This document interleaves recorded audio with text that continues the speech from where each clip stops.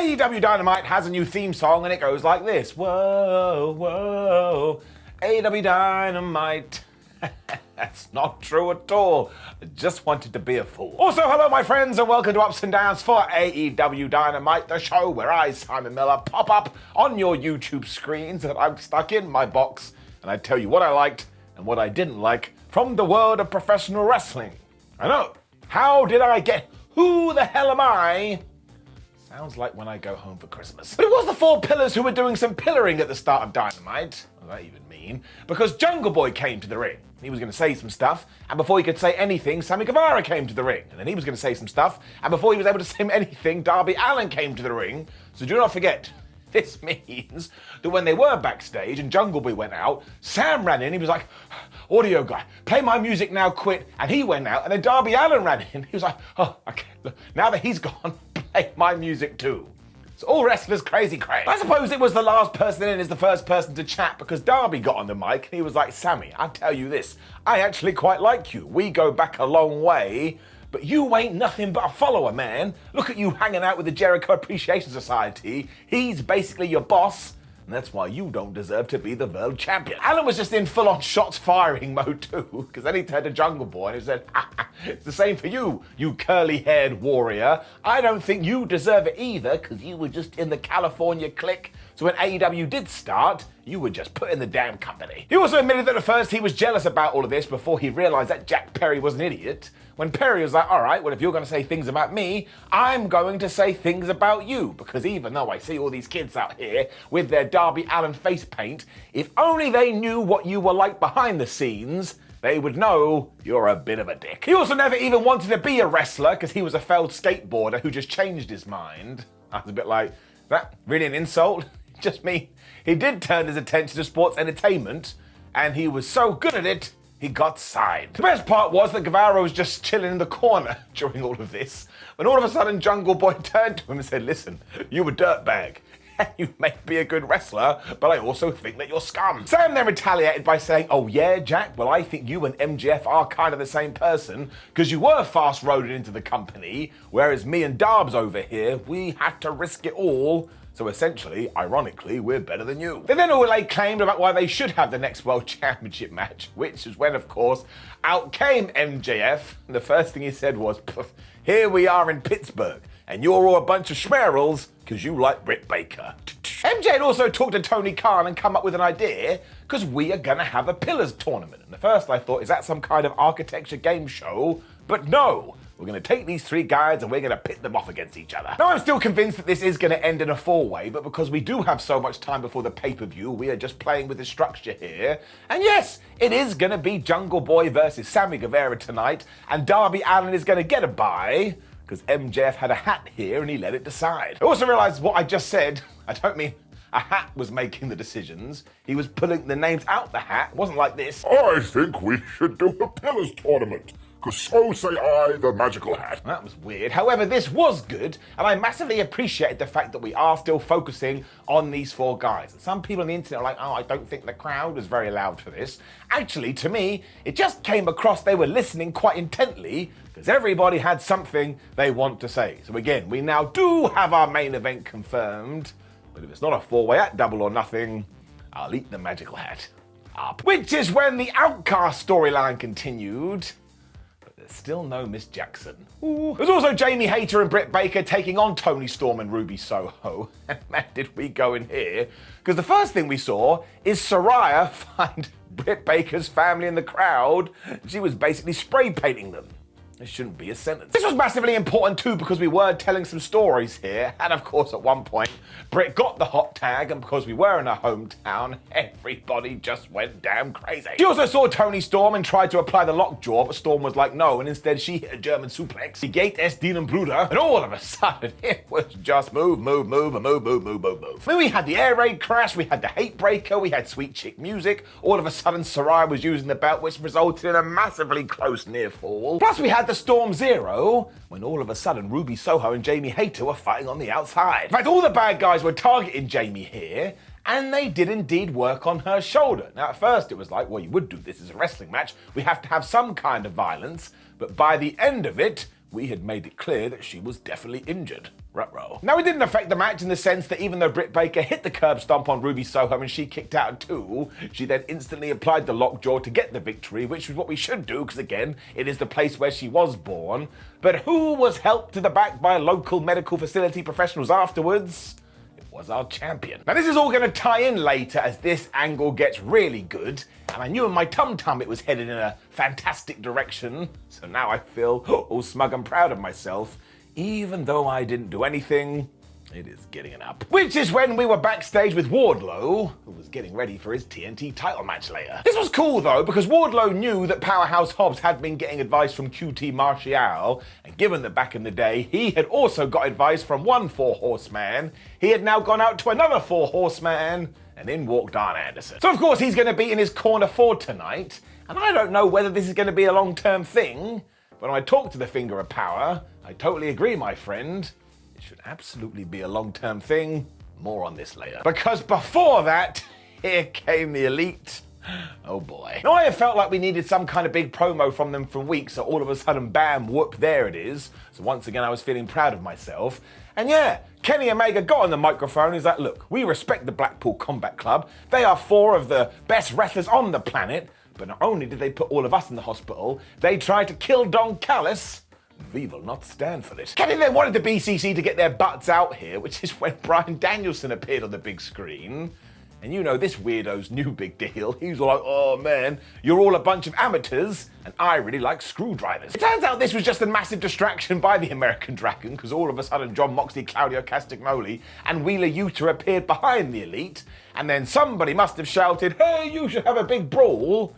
Flub me, they had a big brawl. It was truly insane as well because people were being thrown over Barry Barricade because they do have respect, and Matt Jackson was just hitting all of these Northern Light suplexes when all of a sudden the tide turned and it was the Blackpool Combat Club getting the other hand. I mean, we were using championships and doing power bombs, and at one point Mox even hit Omega with the Death Rider.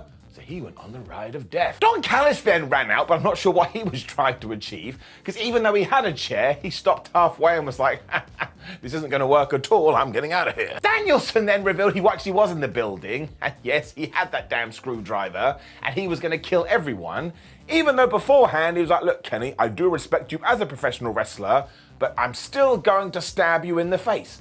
Which is when Don returned, and this time he did have help, and it was none other than Doink the Clown. No, not Doink the Clown, it was Takeshita. It was Takeshita. For some reason, this one man was enough to scare off the BCC, because all of a sudden him and Omega did chase them away. But I tell you, I am so damn pumped for all of this, especially because there was a little wink, wink, nudge, nudge here. I don't entirely trust this Don Callis, because, you know, he is a carny piece of jib, as has been said many a times.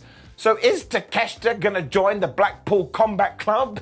I think he may be about to. This would make sense as well, because do you know then who could be the 4th guy in the Elite? That's right, it would be Hangman Adam Page. So this is a good bit of business, baby. I am locked and loaded in. I'm giving it up. When it was time for 2 big men to slap meat. All right. It was also known as Wardlow versus Powerhouse Hobbs for the TNT title. And honestly, they just kicked the crap out of each other. Kind of fell down at one point because it was so damn hard hit. Arn Anderson was with Wardlow, and QT Martial and his crew were out with Powerhouse. Even though Wardlow's plan was, I'm going to rush the champion, Hobbs just grabbed him and suplexed him for days. I mean, by the time he was finished, I think it was Saturday. They then spilled out of the ring and were fighting all over the place, including Ward hitting the senton from the top, when they were just smacking each other with these lariats. I think they may have forgotten what professional wrestling is. It was the challenger who prevailed because he was able to take the champ off his feet when Harley Cameron just freaked out. She jumped on the apron and she started casting distraction. Anderson was trying to stop that, and no wrestling referee is ever going to be able to handle it because it's too much, when all of a sudden QT Martial was here and he dropped Wardlow with a diamond cutter. This then got totally out of control though, because QT was still in the ring when Arn Anderson got in there, and he did that thing he loves to do, which is, I'm going to pretend to shoot you. Because he got his handgun, and bless QT, he sold this like it was real. He also legged it when all of a sudden Pentagon appeared. He super kicked Martial, who went back in the ring, which is when Arn Anderson hit the spine buster. So this was just over the top wonderful madness, which is when from nowhere, Hobbs tried to win with the most devastating move in all the sports entertainment, the surprise roll-up. I mean, can you imagine? Wardlow didn't care about that at all, though, because he popped back to his feet and he started popping out some power bombs. When he set up Powerhouse Will Hobbs for the last one, he gave it to him, and yeah, he pinned him for the uno, dos, tres, brand new TNT champion. Now, I do like this because that belt is meant to be a TV championship, so you should change it on television, but I do admit Hobbs' reign has feeling a little bit fuddy-duddy, but I can't lie, I still enjoyed this. It still made me do the dance of joy. Just enjoyed seeing it on my TV. There's that word again. Giving it up. The best part too is that we do have plans going forward as well, because as soon as this was over, I mean literally instantly, Christian Cage's music hit. He came out with Luchasaurus and everybody looked at everybody else. I was like, wait a minute, are we gonna do Wardlow versus the dinosaur? You can sign me up for that right now. I really do hope there is a plan for Hobbs though, because he is cooked and ready to go, but everybody involved in this makes me feel warm and fuzzy in my tum-tum. Sometimes that's all you need. Renee Paquette was then getting ready to interview Sammy Guevara. My word. Because before he could do much of anything, MJF interrupted. I'm pretty sure he said something like, "You're Gene Simmons on meth because you keep sticking your tongue out." And I was like, here we go. Essentially though, Max wanted to pay off Sam so they could get to Double or Nothing together when Guevara would just lay down. Sammy was like, "No, I'm not doing that. I want to be a proper champion." But this is when Friedman handed him a blank check. Sammy Guevara wrote something down. Renee Paquette was like, that's ridiculous. But they kind of agreed here, and now it feels like there's some sort of alliance. It did make all of this more intriguing, and while deep down in my Tootsie Toes, I was like, well, of course, Sammy will eventually turn on MJF, but there'll be a bunch of shenanigans along the way, meaning we can do the four-way. This was just good in the middle of your Dynamite show stuff. It kept your brain engaged. Mini round of applause. Which is when Jay White debuted properly on Dynamite. I love this guy. He was also taking on Komander, who did do less rope walking during this match, but he still did some, and I will never get over it. Like, any time he does it, especially when he does a crazy flip at the end of it, it is 2 + 2 = potato, now on Pro Wrestling Tees, because it doesn't make any sense. I mean, one, how did he practice this? How does he do it so damn successfully every time? We also had Sean Spears watching on through all of this, and he kept rating Jay White's performance with the whole 10 gimmick, so that must be coming back. And also, Jay was all like, "Oh man, I'm a good guy here. Let's shake hands, Komander." And he just popped him right in the face. Komander just hit his speed button though, and he was doing all these springboards and these somersaults. I was like this. Not because I was having some kind of problem, but I'm just astounded by this guy. It's like he's from the wrestling movie. They basically spent the whole time kind of cheating and taking all of these cheap shots, which is when Komander did his big old ring walk, spinning ring 9,000 doodah, but he still wasn't able to get the pin. But one of these near falls, my word, I actually thought AEW had Jay White lose on his debut. If that had happened, I would have taken my hat and I would have thrown it on the floor. Now I gotta go pick it up. Eventually White had enough though, and he hit his cutthroat suplex into the Blade Runner, and he got the 1, 2, 3. And as I keep saying, I don't mind him hanging around here for the time being, but you gotta get him in the main event picture soon. That's where this guy flies up. Juice Robinson must have been watching as well, because he did not appreciate what Spears had been doing throughout all of this, which was kind of fair. He was reviewing his friend and telling him that he sucked. So they pulled him over Barry Barricade, they beat him up, out came Ricky Starks, he made the save, and now we can do this tag team match as we do to the pay-per-view. I have no problem with any of this, and I look forward to see what happens with Bullet Club Gold, or could it become Bullet Club Goldberg? I'm only kidding, but you never know. Renee Paquette was then doing more interviews after this. She had her working shoes on. She was about to say something to FTR when all of a sudden it turned out Mark Briscoe had been attacked by the varsity athletes, so Cash and Dax ran to see how their friend was getting on when they found him with Jay Lethal and his crew. Mark Briscoe still wanted to fight, but the doctor was like, "No, you can't. You've been beaten up, you absolute moron." When Briscoe had an idea. It was like, well, if I can't take revenge, you guys can. So, FTR, you can team up with Jeff Jarrett and Jay Lethal, and you can all go out there and do a match. You can imagine their reaction to this. They were like, I don't want to work with him, but because they all like Mark, they're gonna do it. So I have no idea where this is going either, but it is a brand new story. And also, we just have gold with Mark Briscoe. He can tell you an entire narrative just based on his facial reactions. I am a big, big fan. Which is when Adam Cole and Chris Jericho had their big old face-off I thought this was really good. Because as ever, Adam Cole is now becoming the super duper good guy, and he was like, well, look who it is, Chris Jericho, a man who helped me so much in my career. You were an inspiration. I basically stole a bunch of your moves, and now for the first time ever, we can look at each other in the eyes.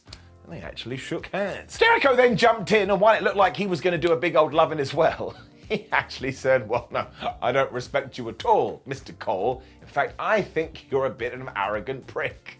That really made me laugh because he's such an arrogant goober himself. This is what Cole fired back with as well, because he was like, man, that is so hypocritical, because really the way you've been acting recently makes you a fickle, stupid idiot. I was like, wah, he said Jericho's line. So there's now going to be no more games between these two, and they did get right up in each other's grills, as Chris Jericho told Adam Cole, listen, I think you better leave, otherwise bad things are going to happen. And this was true, because all of a sudden Daniel Garcia was here, and he beat up Adam Cole. Of all the people, too, out came Britt Baker to assist her man, and she slapped Jericho right across the face. But then this all went bad because the Outcasts were here, and they started to beat the flub out of Britt. And what made it doubly more harrowing is that Daniel Garcia got some handcuffs, and he handcuffed Cole to the bottom rope. It basically meant we went old school wrestling here, because there was kendo sticks and all kind of bludgeonings going on to Baker as she screamed out for Austin, which is Adam Cole's real name. I was like, oh man, we are hitting the emotional strings here. It's getting me in the tum-tum. I mean, doing stuff like this always blurs the line, and when you do get it right, it works. And afterwards, not only did the JAS and the Outcasts have a big hug, but it was made very clear that we have some matches coming down the line, especially Adam Cole versus Chris Jericho at Double or Nothing. I'll take it. Now, yes, I do get it. Where the hell was Sky Blue? And where the hell was Willow Nightingale? I understand why Jamie Hayter wasn't here, because we'd done the injury angle, which was very smart. But sometimes, this is what I do as a wrestling fan. I take it and I go, poop. I don't care, because I just thought this worked so well. It's also now turned the Outcasts into super assholes, which is what they probably needed. So it's another round of applause. Get it up. But then had a video with Matt Hardy and his team who was like, listen, the firm, you better keep an eye on your phones, because soon you shall know the date of the final deletion. When we also learned that Jeff Hardy is going to speak on Rampage, so there's some star power for you. It also then led to a match that I forgot had been announced for Dynamite, but man, did I pop out of my socks, because it was Matt Menard, Angelo Parker, and Jake Hager taking on the Acclaimed. I mean, the JAS members just attacked Anthony Bowens when he was going to do his line, because they are massive idiots, although the good guys got back into this pretty quickly with Scissor My Timbers, because of course scissoring is super powerful. Danny Magic and Cool Hand Ange went into that though, so they basically like, Jake Hager, you get in here and you beat everybody up, which they did do, which meant the hot tag of all the people went to Daddy Ass. I mean, 2023 is wild. Billy Gunn also absolutely kicked everybody's butt until he tried to do the famous on Hager, who got out the way and just slammed him with this double leg. I tell you, I like this Jay Hager, and as has been a theme of this episode of Ups and Downs, he's into his hats too. It then got super good, because I kid you not, the former 2.0 tried to win when they used a loaded comb. That's right. I mean, what is a loaded comb? I have absolutely no idea, and obviously I have no use to it, but Billy Gunn broke this, the Acclaimed did all their moves, they just beat them, and these guys deserve some kind of award. They knew exactly what they wanted to do, and in terms of what I did expect, this was basically perfect, and it made me feel like everything was all right in the world, and I shouted out into the distance, man, do I love goofy wrestling. For life, up. Which did bring us to our main event, and what did I tell you? This four-way is still on the cards. Maybe, maybe not, I don't know, I don't book the show. There's also such a good piece of evidence about not doing silly finishes all the time, because this ended in a count-out, and I sat there stunned, going, a count-out? We don't see count-outs on AEW. But that's the whole point. It was also, of course, Jungle Boy versus Sammy Guevara, and it started off with a bunch of dives because it is 2023 wrestling, when from nowhere they were just doing Spanish flies. I mean, it took about 120 seconds before they did do this, and fair play to both these human beings. They treated this like a pay-per-view fight. Kind of incredible. They also then got another Spanish fly off the ring apron into the floor, and while I understand why Sammy did this, because if you do anything off the ring apron, it's such a hard service, you're gonna be okay, I was still totally flabbergasted. They were trying to kill each other. We also saw MJF just going crazy for Sammy Guevara, so that made me laugh, and we saw Darby Allen in the rafters, which always makes me go, man, here's a little bit of a weird guy. When we got this powerbomb on the apron, and this destroyer from the top rope. And look what's happened again. My hand goes into the face palm position because I just can't believe it. Jungle Jin then got dropped right on his head after a DDT when finally he started to fight back with a poison rana. And this kind of hit reset on everything because they just started to slap each other. And never forget that sounds like this. Oh. Weird. Perry then went for the snare trap, but Guevara was able to get to the ropes. When Jungle Boy climbed to the top rope, Sam ran at him and drop kicked him through Timmy the Timekeeper's table. And honestly, you need to see this. Jungle Boy went flying. This is when we did tease that it was going to be a count out, but just when Jack Perry was about to get in the ring, Sammy Guevara took the referee, which is when MJF teleported in, he took the diamond ring, he punched Jungle right in the face, which is when the ref turned back around and just went 10. I was like, surely that can't be the rules, but whatever, he'd been counted out. It also meant that Guevara and Friedman's plan has worked out as Sam and Max did celebrate in the ring. This was terrific for two reasons. One, I was like, oh my gosh, they're called Sam and Max, which was one of the best point and click games ever. But two, they went way overboard with this. I was laughing my ass off, especially when you cut to Darby, who was like a disappointed dad. He's like, man, these two are a bunch of idiots. But he can't really say much either, because if you go back to his earlier promo, Darby Allen was being a super heel as well. But I just enjoyed all of this. And of course, now we have to know what's going to happen between MJF and Guevara. I mean, we already know Sammy's going to screw Maxwell over, but that is just great. We'll get the four-way. I enjoyed all of this. Again, right down there.